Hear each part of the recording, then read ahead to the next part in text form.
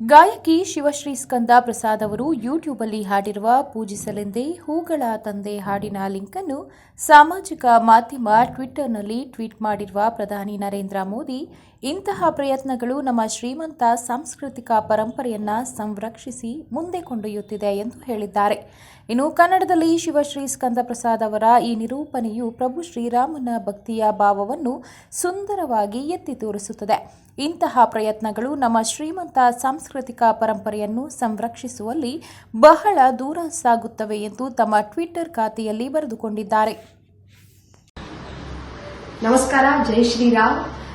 It is such a happy moment for me. It's a great recognition that our dear Prime Minister Modi ji has tweeted a song that was posted by me in Kannada in my YouTube channel.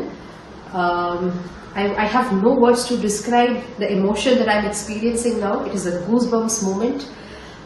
It's a blessing from Lord Shri Ram himself, especially during this auspicious time leading to the Pran Prathishta of Ram Lalla in Ayodhya, Ram Mandir. This is a great blessing and such a happy moment for me.